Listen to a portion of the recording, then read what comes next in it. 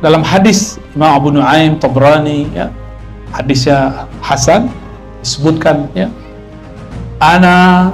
aku awwalu nabiyyin,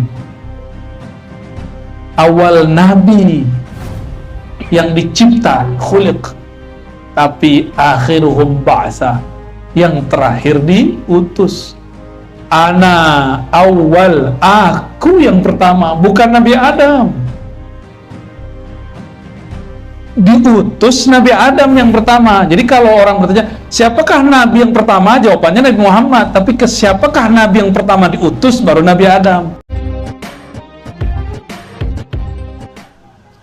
Nabi Muhammad SAW itu dibersihkan waktu kecilnya. Ketika beliau dewasa, beliau ini umur 40 berdakwah terang-terangan.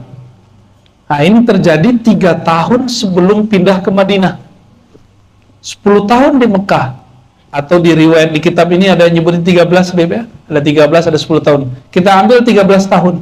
Berarti setelah 10 tahun beliau di Mekah berdakwah, umurnya sekitar 50 tahun. Kalau versi yang riwayat 10 tahun, umurnya 47 atau 48 tahun. Kolbunya dibersihkan kembali. Tapi nggak dibersih-bersihkan amat, karena sudah bersih.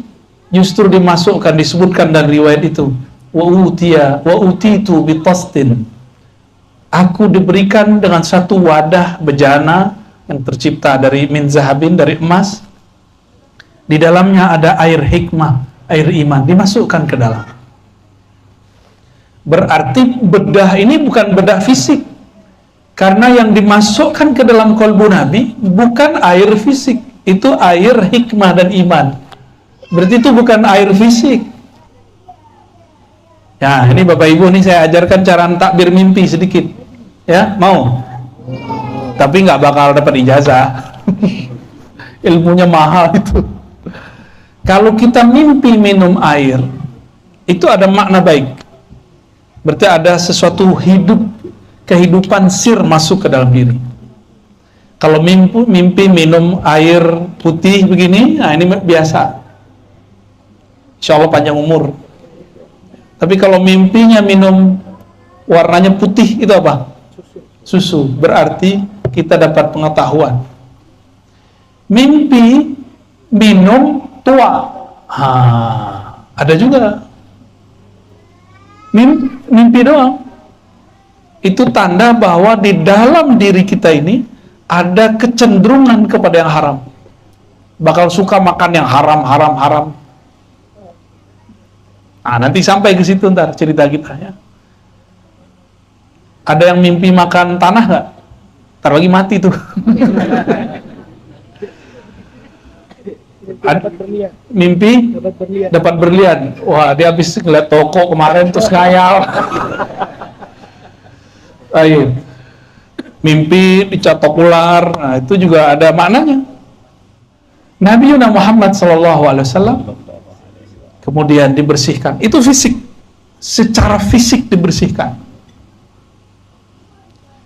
Setelah dimasukkan air itu, maka beliau SAW tambah jelas jalannya. Maka beliau kemudian dibawa oleh Sayyidina Jibril setelah dinaikkan ke atas buruk ke satu kampung yang banyak kurmanya.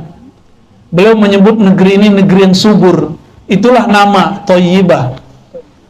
Thayyibah, ardun Thayyibah, artinya negeri yang subur. Itu Nabi yang kasih nama waktu Isra. Apa kata Nabi? Tiba-tiba aku dibawa ke satu negeri yang sangat subur, Thayyibah. Tiba-tiba inilah yang akan menjadi tempat, aku dikabarkan inilah tempat hijrahmu. Dalam ilmu kewalian ini disebut penandaan. Jadi wali-wali itu suka nandain tempat dengan doa-doa, zikir-zikir, istighosah, itu penandaan. Apa kata Sayyidina Jibril? Salat di sini, hai Muhammad. Salat 2 rakaat. Maka penandaan yang kuat itu pakai sholat 2 rakaat. Menandakan bahwa ini wilayah akan ditempuh oleh baginda Nabi Muhammad Sallallahu Alaihi Wasallam. Benar, cuma 3 tahun setelah Nabi sholat di situ, beliau hijrah ke negeri itu. Nah, makanya ini saran untuk para kiai, kalau dapat isyarat diberi tanah oleh siapa, sholat di situ 2 rakaat, habis itu pergi. Kalau jodoh kita dimudahkan Allah, kalau enggak pasti ada aja masalahnya. Ya, ini mengambil dari ilmu Rasulullah Sallallahu Alaihi Wasallam. Sama mau kerja, sholat 2 rakaat, minta ya Allah kalau benar mudahkan. Lalu Nabi Muhammad SAW dibawa ke tempat Nabi Musa. Di situ Nabi Musa sedang sholat di dalam kuburnya. Dalam Sahih Bukhari dikatakan, "Fa'idha huwa yusalli fi qabri." Aku tiba-tiba melihat Nabi Musa masih sholat di kuburnya. Sholatnya Nabi Musa beda cara dengan Nabi Muhammad SAW. Cara sujudnya belum sempurna. Yang sempurna itu sujudnya Nabi Muhammad Sallallahu Alaihi Wasallam. Nah, ada ilmunya nanti cara sujudnya, syariat orang terdahulu ada. Ya. Apa maknanya? Para nabi, para wali di dalam kuburnya, mereka masih melakukan proses ma'rifatullah. Itu sholat bukan sholat cari pahala. Orang udah mati masih cari pahala nggak? Orang udah mati masih dapat pahala nggak? Itu sholat apa itu? Itu namanya sholat ma'rifat, bukan sholat ibadat. Kalau kita ini sholat kita ibadat, cari pahala, bener. Tapi kalau di dalam kubur nggak ada lagi. Maka sholat ini sholat menambah ma'rifatullah. Jadi Nabi Musa selama dalam kuburnya menunggu kemunculan Nabi Muhammad SAW, sekedar ingin kemudian sholat di belakang Nabi, menyempurnakan ma'rifatnya. Nanti kita coba lihat ya. Tiba-tiba kemudian Nabi Muhammad SAW dibawa ke Baitul Lahmin. Baitul Lahmin artinya rumah daging. Disitulah Sayyidina Musa dilahirkan. Disitulah Sayyidatuna Maryam melahirkan Sayyidina Isa ibnu Maryam. Lalu kata beliau, aku disuruh untuk memarkir. Jadi markir itu sudah ada ilmunya dari dulu ya. Tapi kalau buruk, itu diparkir cukup ditaruh aja. Taruh, diikat seperti onta itu diikatnya nggak perlu kuat. Karena onta itu patuh sekali kepada tuannya. Masuklah Sayyidina Nabi SAW ke dalam Al-Masjid Al-Aqsa. Apa makna Al-Aqsa? Al-Aqsa, saya dulu meneliti teks-teks ulama terdahulu di Mekah, menyebut Indonesia dengan sebutan Al-Hind Al-Aqsa. India jauh, India udik. Jadi kita ini disebut orang udik sama orang Arab dulu. Jadi Aqsa artinya jauh atau bisa timur, bisa berarti timur, tapi bukan timurnya Mekah, artinya jauh. Maka Al-Masjid Al-Aqsa ya, minal Masjidil Haram ilal Masjidil Aqsa, masjid yang jauh sekali. Dulu belum ada GPS, benar nggak? Belum ada itu tuh mobilnya, mobil Toyota, Honda, apa itu ya, bid'ah semua itu ya. Nggak ada zaman Rasul itu. Bahkan bagi 5, kalau sama kawan kita baginya 2 aja. Bid'ah sunnah, kalau kita nggak. Bid'ah bagi 5 sesuai dengan ilmu usul fikih. Masuklah Sayyidina Nabi SAW ke masjid. Ternyata arwah para nabi sudah ada di sana, kecuali 2 nabi. Nabi Idris, Nabi Isa itu punya fisik. Selebihnya cuma arwah. Tapi ingat, jika jin bisa menjelma bertubuh, malaikat pun bisa nyamar jadi manusia. Lebih tinggi nabi atau malaikat?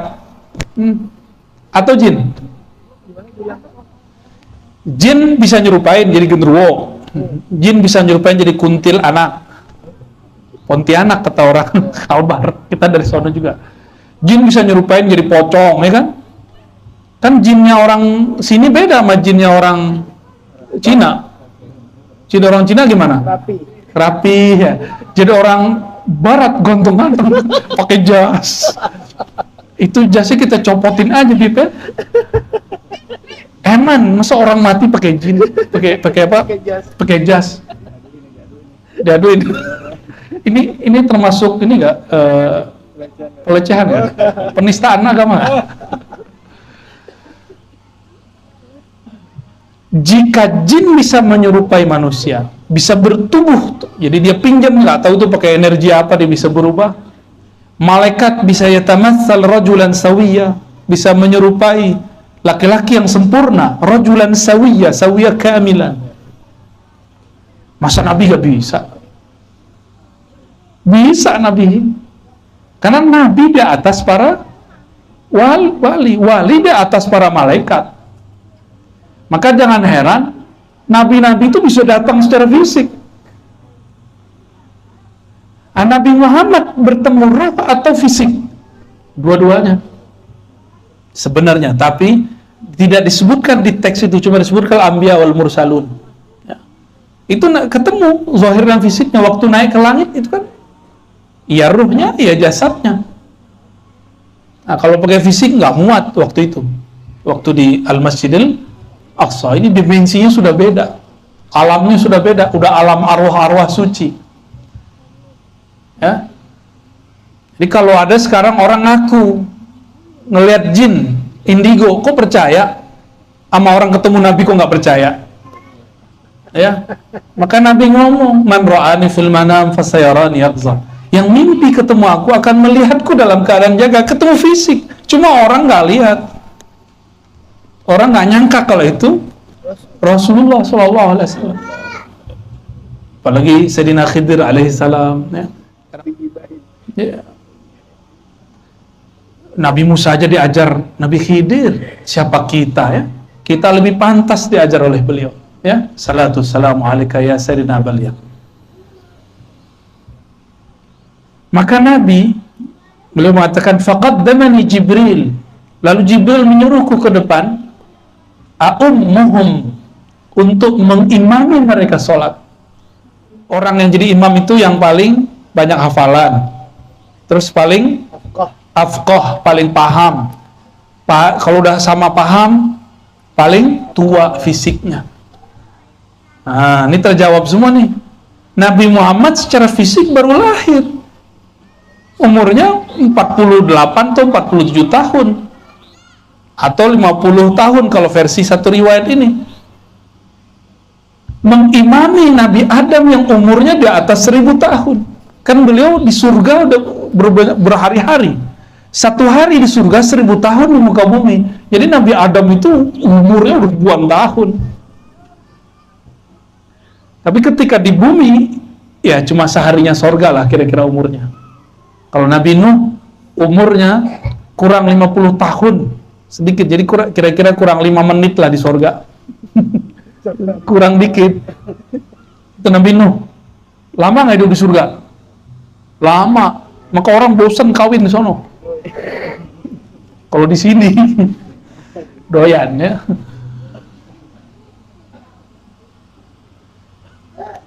Ada tertawa telat. Nabi Muhammad SAW memimpin sholat mereka karena beliaulah yang lebih tua. Dalam hadis Imam Abu Nuaim Tabrani ya, hadisnya Hasan, disebutkan ya,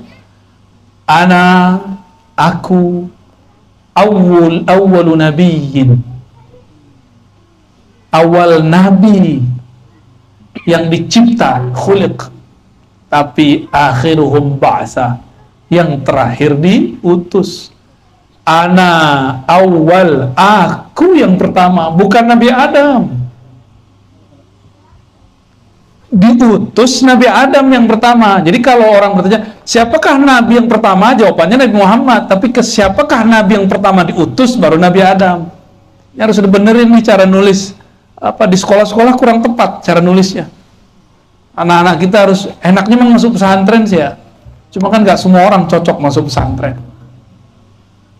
Jelas, jadi awwalu nabiyyin bu'itsa, nabi pertama yang bu'its, yang diutus betul Nabi Adam. Di langit, di surga. Kalau di bumi yang pertama diutus Nabi Nuh. Beda lagi. Beliau pertama Nabi. Berarti pertama di alam mana? Ternyata kejelasannya ada di riwayat Tirmizi, pengarang kitab ini. Ini ada di sini, ada di hadis ini. Apa kata beliau? Ketika sahabat nanya, ya qalu, kata Abu Hurairah, mata wajabat lakan nubuwah? Kapan ditetapkan engkau sebagai seorang nabi? Jawaban beliau apa? Adam baina ma'in wa tin. Adam belum ada, aku udah jadi nabi. Begitu ngomong nggak sombong loh. Itu ngomong tentang hakikat diri, itu boleh. Maka ketika beliau mengatakan, aku sudah diangkat jadi nabi, Adam belum dicipta, itu bukan sombong, itu namanya tahaddus bin ni'mah. Ya. Akhir surat Ad-Duha apa? Coba bacain. Dia lagi murojaah nih, ayo bacain kan? Ayo. Akhir surat Duha. 1, 2, 3. Bi ni'mati rabbika fahaddits. Masa itu nggak hafal? Gimana mau masuk surga? Nah, masuk surga nggak pakai Ad-Duha, pakai la ilaha illallah. Cuma makom di surga satu huruf Quran. Kalau hafal Wadduha sampai akhir kan makomnya tinggi tuh. Terhadap nikmatmu, nikmat Rabbmu hai Muhammad, maka ceritakanlah. Maka Nabi kalau cerita tentang nikmat itu bukan sombong. Itu memang beliau sedang bertahaddus, namanya syukur. Jadi cara syukur itu boleh cerita. Misalnya saya bilang nih, saya punya ini, alhamdulillah diizinkan dititipkan Allah, itu boleh sesekali, itu yang sudah sering juga, ya. Nabi Muhammad SAW lebih tua dari semua para nabi, maka beliau lah yang pantas jadi imam. Paham kira-kira di situ? Selesai jadi imam, beliau keluar dari masjid. Sayyidina Jibril menyodorkan 2 bejana. Satu kendi, satu isinya tua, satu isinya susu. Karena sudah dibersihkan noda hitam itu, maka beliau memilih secara natural, secara fitrah susu, bukan memilih khamar. Apa kata Sayyidina Jibril? Engkau betul-betul sudah mengikuti fitrahmu. Berarti pembersihan yang tadi itu berhasil. Berarti benarlah ini Sayyidina Muhammad sallallahu alaihi wasallam. Setelah itu beliau mau naik, maka di Masjidil Aqsa itu ada 2 masjid kan, di situ ada Sakhra, ada satu lagi. Di situ ada satu batu tempat Nabi berdiri, itulah penghubung antara bumi dengan langit. Ini disebutkan, seingat saya di kitab Tazkirah, ya, tapi di situ nggak terlalu eksplisit. Bahwa semua orang nanti akan dikumpulkan di padang mahsyar pertama.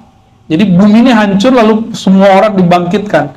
Ini sebelum naik ke padang mahsyar yang di sana ada mizan, di sana ada hisab, itu dikumpulkan di situ. Itu terminalnya, terminal terakhir berangkat.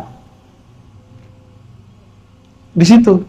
Maka Nabi Muhammad, para zuriat beliau yang mewarisi ilmu beliau, para ulama, para kiai, para guru itu sibuk cari muridnya.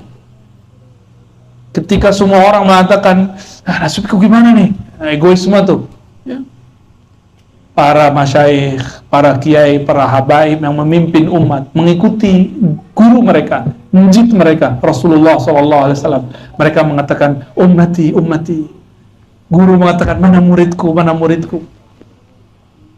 Begitu mereka.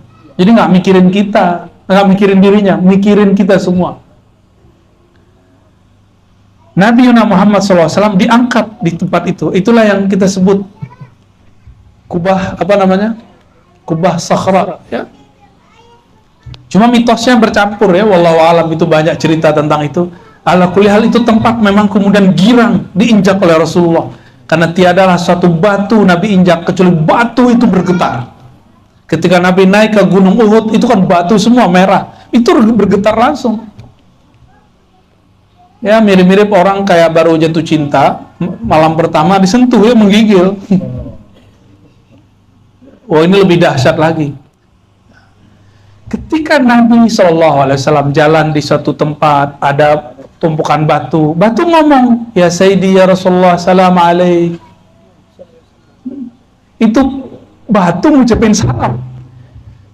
Siapakah yang ucapin salam? Bukan fisik batu itu, tapi ada roh di situ, namanya roh jamaat. Itu yang berdialog. Nah, Nabi Muhammad SAW ketika menginjak itu batu kemudian mengembang. Entah dia mau naik, mau ikut Nabi, wallahu alam. Dalam riwayatnya simpang siur. Yang pasti di bawahnya kemudian karena dia mengembang mau naik, dia menjadi bolong. Ya, saya ketemu ada mbak-mbak Palestina, cantik bu, di dalam. Jadi waktu kita datang ke sana dia lagi di dalam. Tapi karena dia mbak-mbak yang nanya, yang perempuan juga yang bisa bahasa Arab, ditanya, gimana? Kalau bahasa Mesir, Zayak, gitu, Kefhalak, gitu. Ngomong macam-macam. Ternyata orang ini mahasiswi di kampus. Kalau dia nggak bisa menulis, nggak bisa mikir, dia langsung duduk di sana, langsung semuanya bisa dia tulis. Ini si perempuan cerita. Nah, pendek cerita, Nabi SAW diangkat ke langit, dibawa oleh buruk. Buruk itu Nabi nggak mungkin cerita kayak 6 air ya, Sriwijaya, Batik, Citylink, Siti Nurbaya, Siti Nurhaliza, nggak mungkin Nabi cerita begitu. Nabi ceritanya apa? Ada kendaraan lebih tinggi daripada keledai, lebih rendah daripada kuda. Kayak kuda di Indonesia berarti. Oh, enggak juga. Kecepatannya di mana matanya terakhir berhenti, di situ dia nyampe. Nah, matanya dia kan suka-suka dia mau kemana? Itu matanya buruk, mau kemananya boleh. Buruk itulah dulu yang dikendarai Nabi Adam di surga, yang pernah dikendarai Nabi Idris di surga. Itu kendaraan para nabi di surga, diturunkan ke bumi untuk melayani Sayyidul Ardi wal Jannati, ya, penghulu makhluk di bumi, di langit dan di surga, Nabi Muhammad sallallahu alaihi. Si buruk ini merindukan beliau lama. Kapan sang Muhammad datang? Karena buruk ini melihat kepada bidadari. Bidadari itu pembuluh darahnya tulisannya Muhammad, tapi bukan pakai huruf aksara Arab, aksara alam sana. Jadi ketika nabi-nabi masuk ke surga, mereka melihat kok jidatnya, pembuluh darahnya itu pancaran nur tulisan Nabi Muhammad sallallahu alaihi wasallam. Ternyata nama Nabi Muhammad bisa ditulis dalam banyak aksara. Contoh, mim ha mim dal bisa ditulis M U H A M M A da, ya kan? Kalau orang Turki nulisnya Mehmet, beda lagi kan? Di Cina bisa lagi pakai apa? Di Korea beda lagi. Kalau di Jawa ada namanya Hana Caraka, Data Sawala, itu saya pernah belajar. Unik juga. Ya. Nama Nabi itu terlihat di pembuluh darah mereka. Bidadari. Maka bidadari itu adalah huruf-huruf Nabi Muhammad sallallahu alaihi wasallam. Kalau kita dekat sama yang punya huruf gimana? Gampang. Ya. Dikasih hurufnya. Ya. Betul. Ibu-ibu ini hurufnya bukan? Kayaknya bukan ya. Lalu si buruk ini karena dia merindukan Nabi Muhammad SAW, ketemu Nabi, awalnya dia bingung, emang ini Muhammad? Bingung dia. Dikenalkan oleh Jibril, ini Muhammad yang kau tunggu-tunggu, yang saya juga tunggu-tunggu. Ternyata sang Jibril lama juga menunggu Nabi Muhammad Sallallahu Alaihi Wasallam. Beliau nunggu Nabi sampai sholawat. Nah, ini rahasia nanti. Ingat-ingat ya. Kalau lagi nunggu ngapain, tunggu dengan sholawat. Tunggulah, habis itu ada keberkahan turun. Apa aja masalahnya. Yang di sono sholawat, di sini sholawat, kencang-kencangan sholawat. Ya, mana yang kuat sholawatnya nanti, itu yang menang. Sayyidina Jibril karena dia bersolawat, dia dipilih oleh Allah untuk menjadi penghubung antara urusan langit dan bumi.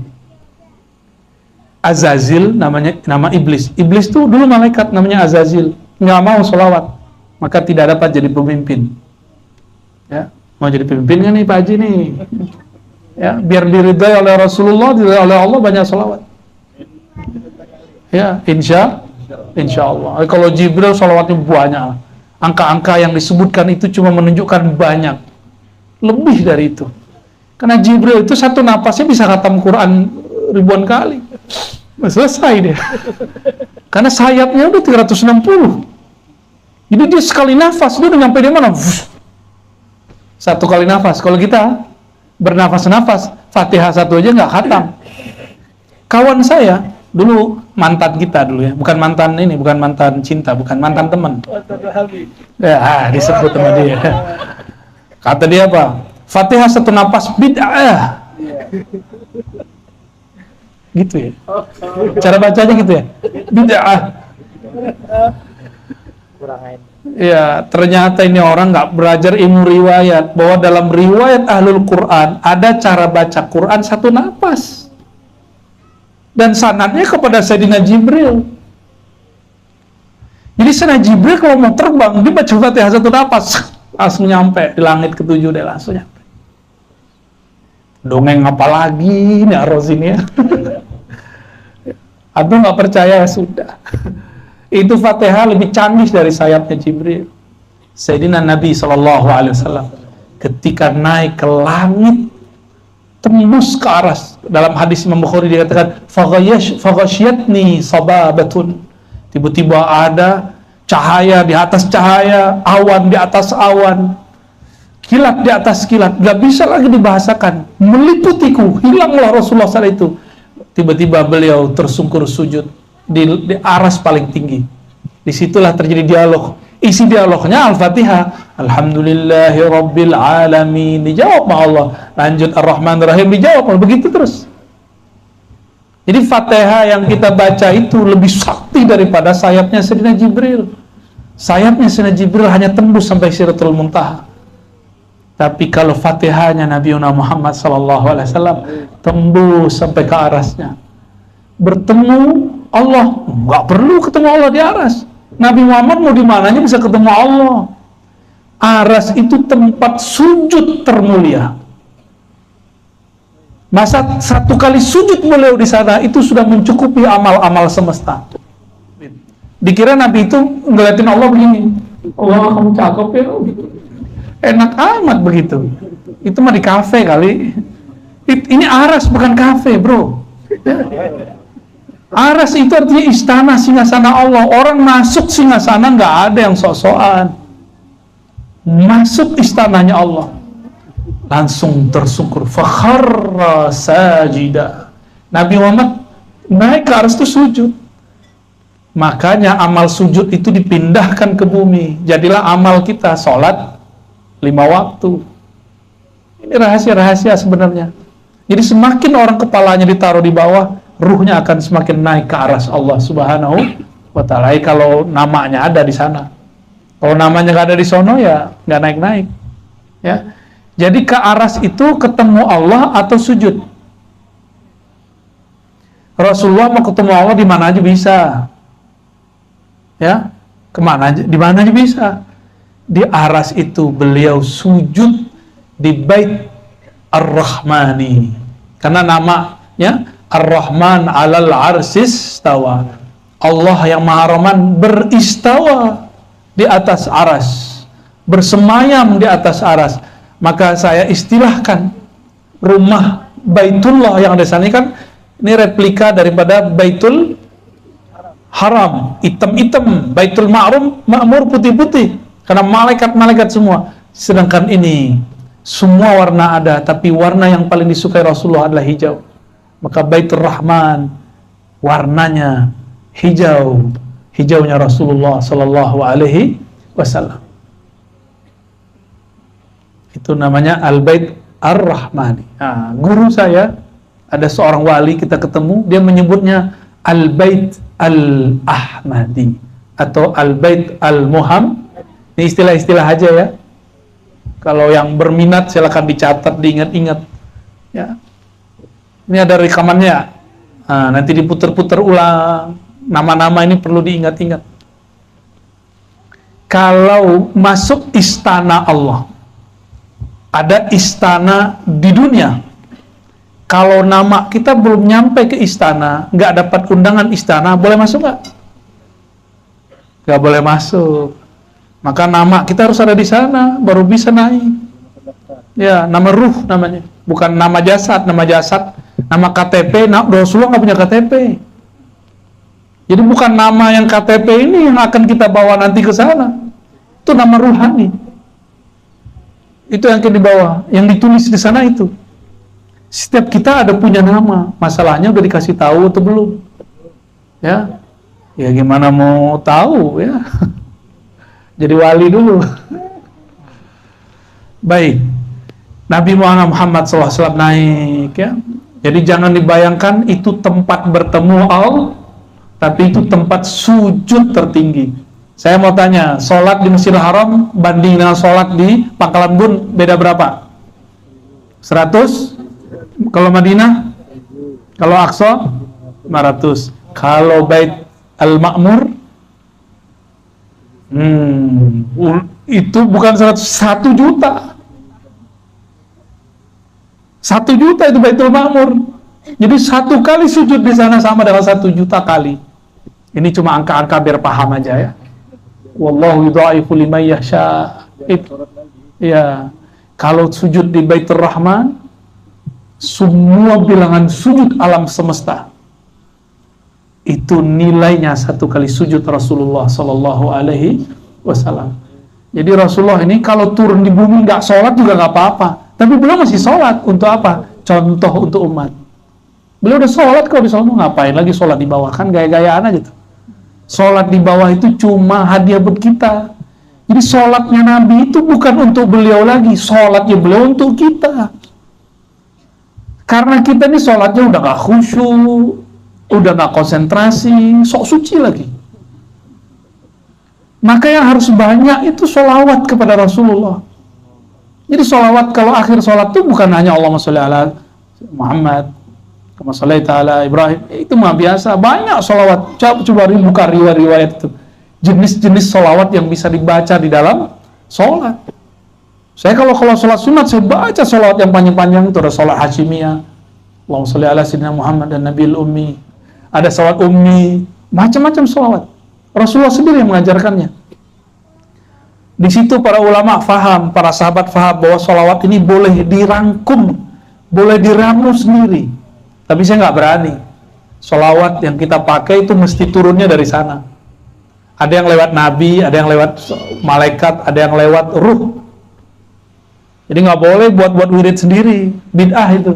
Ya, ini bid'ah beneran loh ya. Baik. Saya nggak cerita tentang Nabi Muhammad bahwa sholat itu udah tahu semua ya. Itu udah tahu semua. Bener kan udah tahu semua? Mau diceritain lagi? Lanjut lagi dong. Oke. Ketika Nabi sujud di sana, Allah berkalam. Faradtu alaika wa ala ummatika khamsina rak'atan. Itu yang sahih. Ya, kalau di satu riwayat khamsina salatan. 50 kali sholat. Tapi versi kami, ini ada satu riwayat lain, khamsina rak'atan, 50 rakaat. Sisanya sekarang berapa? Yang kita pakai sekarang berapa? 17. Benar? Coba, berarti sisanya lagi biar genap jadi 50. 33. 33 kurang yumitin 11. 22. 22 kurangi duha 20. Rawatib kurangin dikit-dikit. 2 sebelum subuh. 2 sholat fajar. Berapa tuh? 18. Beneran? Terus syuruk 2. 4 rakaat sebelum zuhur. 4 rakaat setelah zuhur. Udah 8 aja. 4 rakaat sebelum asar. 2 rakaat sebelum maghrib. 2 rakaat setelah maghrib. Habis. Makanya ulama kita beda pendapat mengenai sholat 2 rakaat sebelum maghrib dan sebelum asar. Nanti dipindahin ke setelah maghrib sama setelah isya dan sebelum isya. Jadi pas jumlahnya sama. Nah, muncullah istilah dalam ilmu ahli fikih, beliau ahli fikih ini, sunnah muakkadah, sunnah ghair muakkadah. Yang diperdebatkan tadi ghair muakkadah. Gitu. Ya. Jadi paham kenapa ada muakkad ghair muakkad. Itu rahasia-rahasianya. Jadi sebenarnya tetap 50 rakaat. Namun didiskon. Didiskon jadi 17 rakaat. Asik kan jadi umat Nabi Muhammad?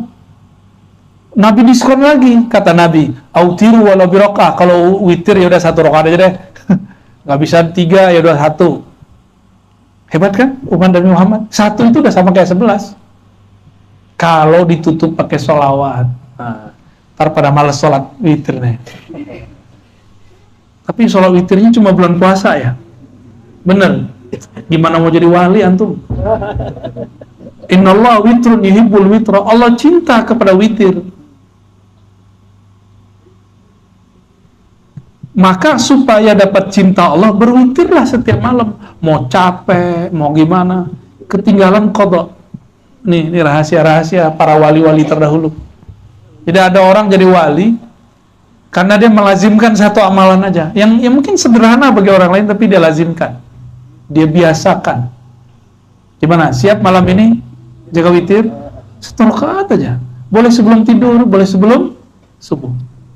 Mau ya diamalin? Witir 1 rakaat itu disyukur tuh. Yang penting sholat witir. Syukur-syukur bisa 2 plus 1, bisa 5, bisa 7, bisa 9, bisa 11. Itu syukur-syukur. Kalau enggak apa-apa juga. Yang penting 1 aja. Biar kalau Allah absen, ada yang witir nggak? Witir, kan masuk kita. Ayatnya gampang lagi, kulhu, kul a'udzu falaq, kul a'udzu binnas, kan ekspres banget tuh.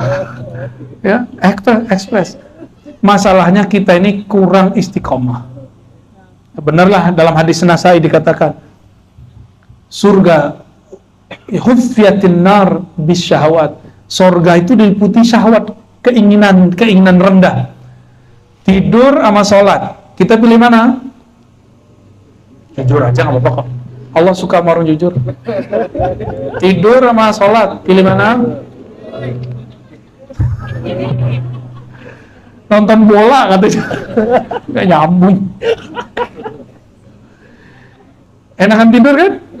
Enakan tidur. Itu yang ngomong syahwat. Tapi kalau kolbunya ngomong, enakan sholat. Beda tipis ya. Nah, kita ini makhluk syahwat atau makhluk yang berkolbu, itu aja bedanya. Kalau tidur, tuh kucing juga tidur. Tikus yang malam hari gak tidur, tuh kalah kita sama tikus. Tikus malam hari itu beroperasi dia. Masya Allah, Masya Allah. Itu kalau tikus mau wirid aja, jadi wali. Cuma sayangnya dia nyolong tiap hari ya. Nyolong, ngangguin got, Masya Allah. Fuwaisikoh bahasa Arabnya. Allah Subhanahu wa taala mewajibkan 50 rakaat ya. Itu Nabi emang nggak ngerti Nabi, cuma ini ada namanya basa-basi. Turun beliau, ketemu Nabi Ibrahim diam aja. Ketemu Nabi Musa di langit ke-6, Nabi Musa nanya, apa nih oleh-oleh Allah nih gitu. Dijawab oleh Nabi Muhammad 50 rakaat. Hah? Umatku 2 rakaat aja nggak jalan, masa ente 50? Itu Nabi Musa lah yang ngomong. Ya, koplak juga ya. Lucu gitu. Nabi itu lucu-lucu emang. Jadi Nabi itu sama mereka nggak kayak kita boyong. Allah Akbar. Subhanallah. Nggak begitu. Masya Allah, tabarakallah. Nggak begitu-gitu amat Nabi itu. Ya sesekali kita ngomong Masya Allah, tabarakallah.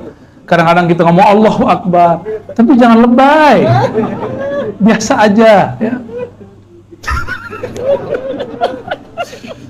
Maaf ya, ini nabi-nabi itu santai mereka. Muhammad, kamu dari langit bawa apa? Dari arsy bawa apa? Kira-kira gitu. Jadi nabi-nabi ini kalau mereka ketemu itu sering tukar-tukaran kunci namanya, tukar-tukaran hadiah. Penasaran juga tuh. Karena seorang nabi diberikan rahasia nggak diberikan nabi lain kecuali Nabi Muhammad SAW. Semua yang ada pada nabi yang lain ada di beliau. Akhirnya Nabi Muhammad kata 50. Kebanyakan. Naik no. Ini kalau ukuran Nabi Adam kan gak sopan tuh. Ya. Nabi Muhammad tuh lebih tua dari Nabi Adam, apalagi Nabi Musa. Ya enggak? Kenapa kemudian Nabi Muhammad mau menerima saran Nabi Musa? Karena Nabi Musa gelarnya Kalimullah, yang berkalam-kalam dengan Allah. Itu makna ahli akidah. Kalau ahli hakikat ngomongnya begitu, Nabi Musa itu kalamnya Allah. Jadi yang ngomong saat itu bukan Nabi Musa, yang berbicara saat itu adalah Allah yang lewat lisannya Nabi Musa. Dipinjam doang tuh lisan Nabi Musa. Jadi Nabi Muhammad lihat, oh Allah nih yang nyuruh ke atas, berarti Allah nyuruh naik. Irja' ila rabbik, kembali kepada Allah, laporkan kalau ini nggak sang. Jadi Allah ini pintar sekali ya, karena Allah berbicara lewat pohon, lewat manusia, lewat imam, lewat Quran, lewat air, lewat orang susah, orang senang, lewat orang yang berkasus, lewat orang yang tengkar, lewat orang macam-macam. Allah berbicara dengan apa saja. Dan Nabi Muhammad mengerti, wah ini bahasa Allah nih. Naik. Nabi Musa nggak bisa naik, Nabi Muhammad bisa naik suka-suka. Kira-kira gimana? Lebih ngerti Nabi Muhammad kan seharusnya. Nah, nanti di hari kiamat tuh Nabi Musa malu ntar tuh. Ya, kalau beliau nanti ketemu, ngapain saya suruh Nabi Muhammad balik ya? Tapi karena bukan beliau yang berbicara sebenarnya, maka Nabi Muhammad terima dan Nabi Musa pun berani. Ini rahasia-rahasia yang jarang diekspos ya dari dulu. Baru naik sampai kemudian sisa 5. Nah, yang kelima itu sudah Musanya yang ngomong. Ya, kalau perlu nggak ada sama sekali lah Muhammad. Gitu ngomongnya. Nabi Muhammad lihat, wah ini bukan Allah lagi yang berkalam nih ya. Yang berbicara Musa bin Imran, Rasulullah. Bani Israel punya Nabi Musa bin Imran. Nah ini lagi ngomong dia. Kalau perlu nggak ada lah Muhammad. Itu kan nafsiyah namanya yang bicara. Sisi dirinya. Dia sayang ke umat tapi bawa sisi dirinya. Apa kata Nabi Muhammad? Aku malu kepada Allah. Gitu. Maka makom al-haya, ini makom Nabi Muhammad sallallahu alaihi wasallam. Jadi kenapa kita sholat 5 waktu? Karena kita malu kepada Allah subhanahu wa ta'ala. Udah terlalu banyak Allah ngasih. Jadi besok-besok jangan males lagi sholat. Malu. Ini contoh, kita ada kerja bakti. Semua orang datang. Masa Pak Haji Rahman gak mau datang? Gimana Pak Haji Rahman? Gak mau datang? Pasti ngomong gini, malu Pak ini datang gitu kan? Begitu gak kita? Kita kalau ada kerja, ada acara bersama, nggak datang, kita ngomong ke keluarga, malu si Anu datang, masa saya nggak datang? Orang yang sudah membawa rasa malu masuk ke dalam ruhaninya, maka ibadahnya jadi ringan. Sholat subuh yang tadi males kayaknya, itu langsung jadi semangat. Masjid kayaknya rame terus tuh ya. Berarti kita kurang malu ya. Maka masjid masih sepi. Jadi kalau ngecek orang nih ada rasa ini, sholatnya rajin. Karena dia ada rasa malu kepada Allah SWT. Udah sholat masih malu lagi karena tidak khusyuk, maka kita istighfar lagi kepada Allah Subhanahu wa ta'ala. Udah? Belum sampai. Mau diterusin? Terus lagi. Lalu turunlah beliau. Nah, tadi saya belum cerita. Di langit pertama siapa?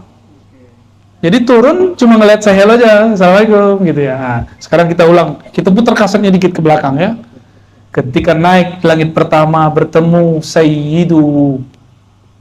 Sayyiduna Adam, Jiddul Ajdad, ya, Abul Aba, bapaknya semua manusia, Nabiuna Adam. Nabi Adam itu langsung tangan tubuhnya diciptakan, langsung Allah yang menciptakan. Kalau kita ini sudah ada campur tangan orang tua. Nabi Adam langsung, makanya dia nggak punya ayah, nggak punya ibu. Sayyidatuna Hawa punya ayah, nggak punya ibu. Ada yang hamil nggak masa itu? Nggak ada ya? Tapi kok bisa ada Sayyidatuna Hawa? Ada ayahnya Adam, tapi nggak ada. Maka ini syariat boleh ayah menikahi anak itu cuma Nabi Adam. Cuma Nabi Adam, nggak boleh yang lain. Di langit ketiga ketemu Nabi Allah yang paling ganteng.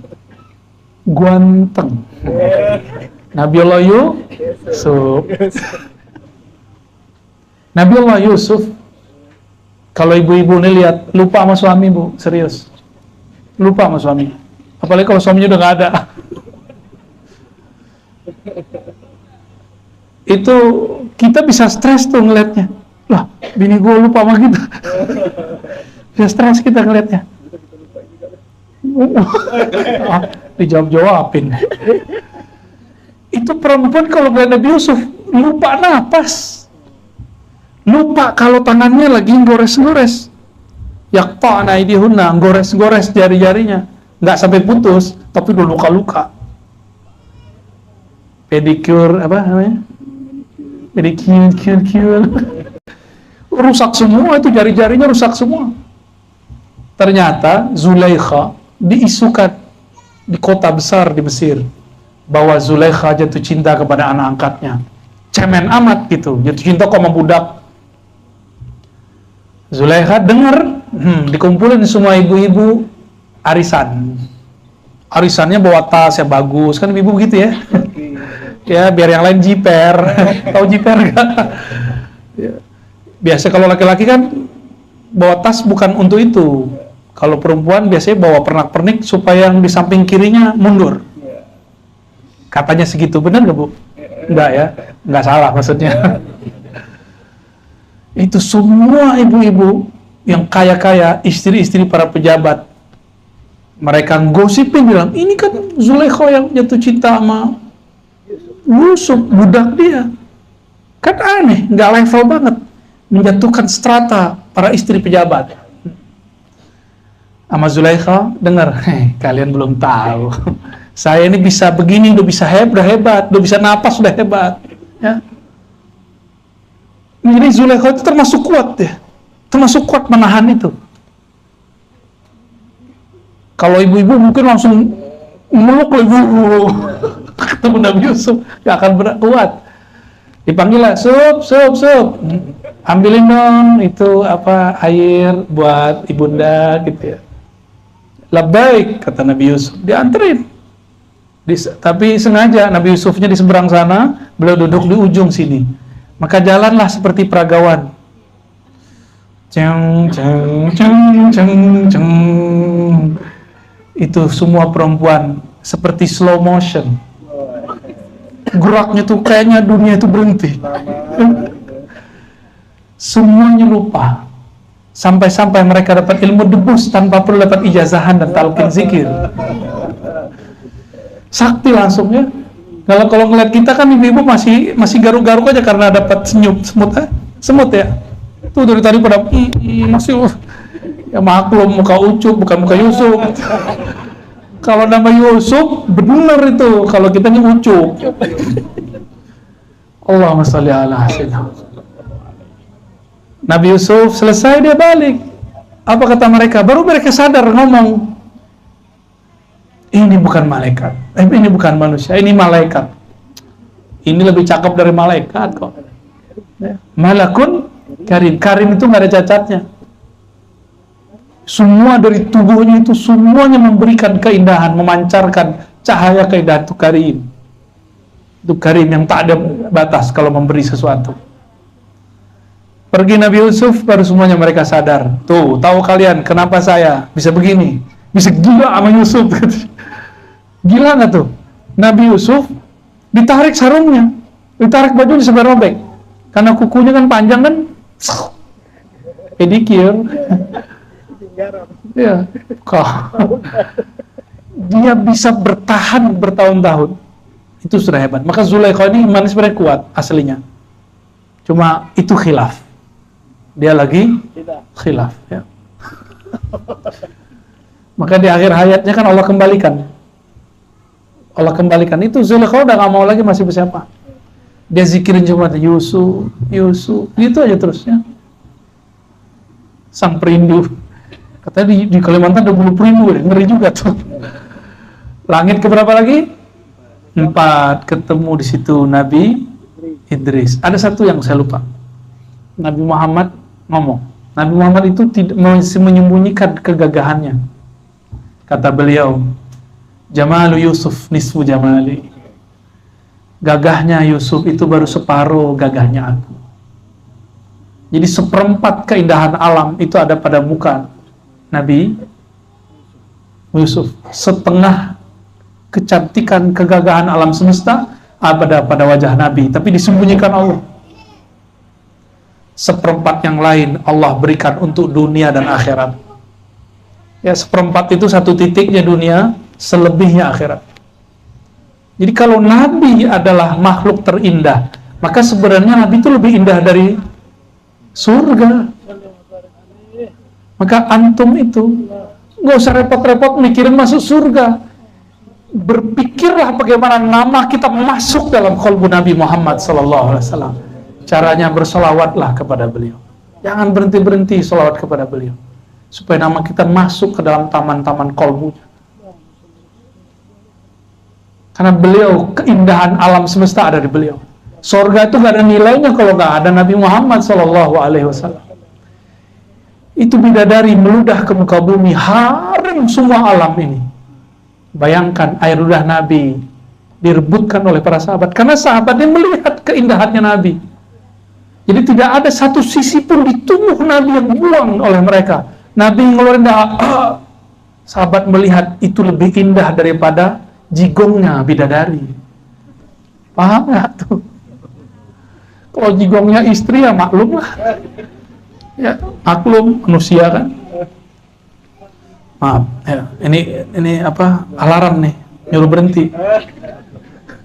Saya alarmnya kayak gitu, Bu. Jadi kalau di sini sudah mulai ada nyut-nyutannya, dia mulai berzikir, tinggal 5 menit 10 menit, nggak boleh lebih. Jadi Nabi Muhammad adalah Jamal. Inilah yang disyairkan orang, ya Jamalu, ya Jamalu. Antum nih habis dengar kalam ini, kalau nggak bergetar dengerin syair itu, kasidah itu, berarti belum kenal juga dengan Rasulullah SAW. Jadi kita kalau baca ya Jamalu, ya bisa harusnya nangis merindukan Rasulullah SAW. Maka semua yang ada di alam ini, indahnya pohon, itu percikan dari beliau semua. Itulah maksud tadi, bahwa urat-urat pembuluh darahnya bidadari itu nama Nabi Muhammad. Maksudnya keindahan mereka adalah pancaran huruf-hurufnya Nabi Muhammad Sallallahu Alaihi Wasallam. Kalau perempuan bumi ya enggak, yang jangan disamain ya, enggak boleh disama-samain. Dulu ibu gadis kan Bu, dulu. Sekarang udah jadi nenek-nenek kan? Harus terima Bu. Harus terima ya. Enggak apa-apa, tapi roh kita seumuran Bu, insyaallah ya. Nanti di surga, insya. Kalau nggak masuk selamatin. Biar lapor manjid antum bin.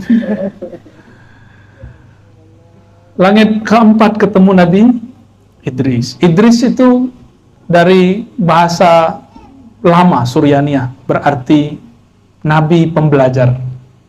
Maka beliau yang pertama menemukan huruf-huruf dan angka-angka. Beliaulah yang kemudian menjadi nama di Yunani, namanya Hermes. Jadi Hermes itu nama Nabi. Maka filsafat Yunani bukanlah buatan Yunani, tapi itu ajaran para Nabi. Sebagian yang kemudian ada perkembangan, ada pertambahan, ada kekurangan, ada perubahan. Ini seperti ahli kitab lah. Langit keempat, maka langit keempat ini simbol pengetahuan. Kalau ada ruhani-ruhani wali naik ke langit keempat, itu biasanya kalau turun dia jadi kiai, jadi profesor, jadi doktor, jadi muallim. Walaupun dia nggak sadar. Jadi orang-orang alim sekarang itu ruhaninya di sana sebenarnya. Jadi imamnya itu Nabi Idris. Apa gimana ayatnya? Warfa'nahu makanan 'aliyya. Aku angkat makomnya karena dia ahli ilmu. Nabi Idris, uniknya Nabi Idris sudah pernah mati, lalu dihidupkan lagi, itu masih tubuhnya bumi yang masuk ke sana. Ya, Nabi Idris alaihi salatu wassalam. Langit keberapa? 5. Ketemu Nabi yang jenggotnya paling panjang. Jenggotnya para kiai ini nggak ada apa-apanya ini ya. Kurang bid'ah ini. Saya maksudnya. Ya, jenggotnya beliau itu panjang sekali, sampai ke pusernya. Panjang betul. Panjang sekali. Makanya ketika Nabi Musa marah, gergetan ditarik. Itu Nabi Harun. Nabi Harun ini orang yang jadi Nabi dan Rasul berkat persaudaraan. Ini rahasianya. Nabi Muhammad itu mengangkat kita di akhir zaman jadi saudara semua. Benar nggak? Apa kata Nabi? Aku rindu ketemu saudara-saudaraku. Maka orang yang disebut saudara oleh Nabi pasti diwali. Karena udah nggak ada Nabi lagi. Di masa Nabi Harun, Nabi Musa ngomong, ya Allah, lidahku rusak, cacat dikit, kira-kira begitu. Saudaraku orasinya bagus, kalau ngomong ceramah menggelegar, tolong angkat dia membersamaiku. Langsung diangkat jadi Nabi dan Rasul. Jadi dia angkat jadi Rasul dan Nabi itu bukan dengan request amalan. Sama jadi wali juga begitu. Kita nggak akan jadi wali karena zikir 70.000, nggak bakal.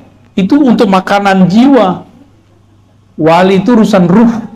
Ruh itu pilihan Allah. Suka-suka Allah ngangkat. Nah, ini yang kita peringati di malam ini juga.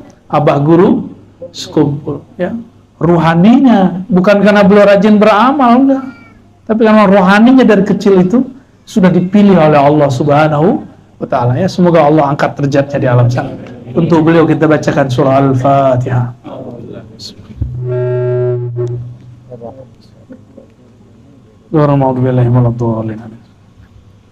Langit kelima bertemulah Nabi. Udah ya. Langit keenam ketemu Nabi Musa. Itu tadi dialog tadi. Tapi di riwayat Imam Bukhari, di langit keenam ketemu Nabi Ibrahim. Di riwayat Bukhari yang lain, langit keenam ketemu Nabi Musa. Yang paling sahih 6 Nabi Musa, yang ketujuh Nabi Ibrahim. Nabi Ibrahim lagi ngapain? Ini penutupnya.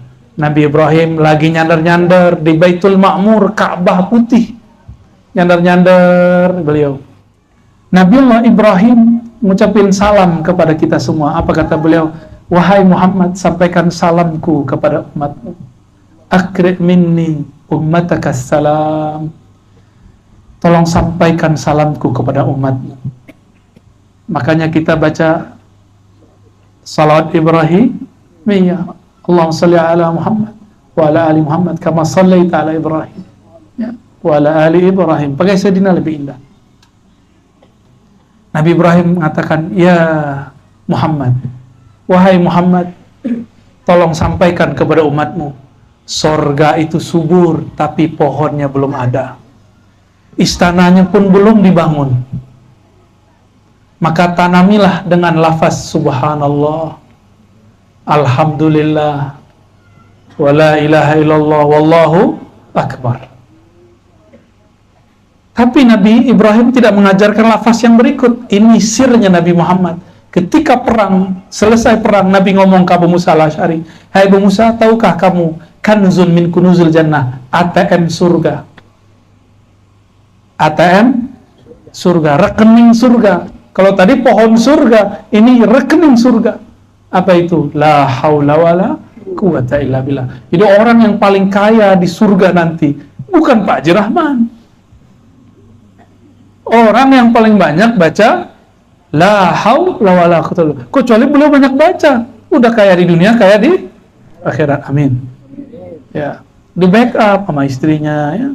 Ya, jadi bunda dokter banyak-banyak baca la haula wala quwata illa billah. Berangkat kerja, pulang kerja, nyambut suami, pakai itu nggak bisa ngalahin siapa-siapa. Itulah sir qalbu Rasulullah SAW. Jadi setiap nabi itu punya wirid. Nabi Ibrahim wiridnya subhanallah, alhamdulillah, wa la ilaha illallah, wallahu akbar. Wiridnya Nabi Muhammad la haula wala. Pakai la haula wala, semua itu ke bawah. Karena dia punya ATM. Ya. Mana nih bahannya mau buat surga, mau buat istana nih? Dicek dulu la haula wala dia berapa. Kalau bernilai tinggi, langsung dia bisa beli semua yang ada itu. Jadi di sana nanti ada tuker-tukeran. Kayak kita transaksi di sini mirip-mirip juga. Ya, mirip-mirip lah. Maka jamaah yang dimuliakan Allah, ini oleh-oleh Mi'raj, oleh Isra. Ya, udah banyak kan dari tadi? Ya udah simpulin sendiri ya. Mau disimpulkan? Kita buat kesimpulan pendek lah. Oleh-oleh Nabi Ibrahim kirim salam. Jawab salamnya, Salam alaika ya Sayyidina Ibrahim. Salam alaika ya Sayyidina Muhammad. Ya, udah berbalas tuh sekarang, tuh naik tuh dah. Jangan-jangan antum orang pertama yang balas salamnya nih? Enggak juga, kegeeran. Aneh kali yang duluan. Sebelum kita juga ada duluan, wali-wali sebelumnya, ulama-ulama sebelumnya. Mereka sudah duluan tahu hadis ini. Maka biasakanlah tiap hari baca Subhanallah, Alhamdulillah, wa la ilaha illallah, Wallahu Akbar, masing-masing 100. Subhanallah 100, Alhamdulillah 100. Tambahinlah haula wala 100. Saya menyebutnya aurat ghirsul jannah. Boleh juga disebut dengan maqalidus samawati wal ardh. Saya menyebutnya maqalidus samawati wal ardh. Diambil dari ayat Al-Quran surat Syura, ya. Lahu maqalidus samawati wal ardh. Lalu sahabat Ibnu Abbas mengatakan, itulah kalam Nabi Ibrahim. Ya, mari amalkan, jadi hidup beramal itu sederhana. Ceramah juga sederhana, ya, nggak usah aneh-aneh kita. Beramal sederhana, ya, ngaji kan kita biasa-biasa aja. Saya kalau ceramah juga nggak kowar-kowar, tapi alhamdulillah pada nggak tidur kan? Ada yang tidur ya. Kalau ruhnya hidup ya aman insya Allah. Ya. Dan yang terakhir, sholatlah dengan rasa malu. Malu karena Allah sudah banyak memberi. Insya Allah sholatnya nanti semangat. Sholatnya itu akan ada getaran. Itulah khusyuk yang sebenarnya. Bukanlah khusyuk itu diperjalankan kemana-mana, dibawa ke alam mana, itu mah biasa. Ya, khusyuk yang sebenarnya merasa malu karena banyak diberikan oleh Allah Subhanahu wa Ta'ala. Barangkali itu udah jam 12 kurang satu setengah jam. Alarmnya sudah bunyi. Semoga semua yang hadir diberkahi oleh Allah Subhanahu wa Ta'ala. Langit jadi saksinya, itu bulan lagi bersembunyi malu jadi saksinya. Ya, awan-awan, pohon-pohon, pasir-pasir, semua jadi saksi. Ayo angkat tangannya. Allahumma ya Allah, salli ala Sayyidina Muhammad. Ya Allah, sampaikan salam kami kepada Nabi Muhammad. Ya Allah, jadikan semua yang ada di alam ini, awan-awan di langit, bulan, bintang-bintang, tumbuhan-tumbuhan, pasir yang kami duduki, jadikan saksi bahwa kami cinta kepada Nabi Muhammad SAW. Izinkan nama kami, nasab kami, ayah ibu kami, orang yang hadir malam ini, namanya ada di kolbu Nabi Muhammad SAW. Di kolbu orang yang dialah pemilik surga yang sebenarnya, kekasih engkau Nabi Muhammad SAW. Ya Allah, kami tidak layak masuk surgamu. Mata kami siang tadi banyak maksiat ya Allah. Telinga kami bermaksiat ya Allah. Hati kami bermaksiat ya Allah. Tapi kami hanya punya satu modal ya Allah. Modal kami cinta kepada Nabi, kekasih.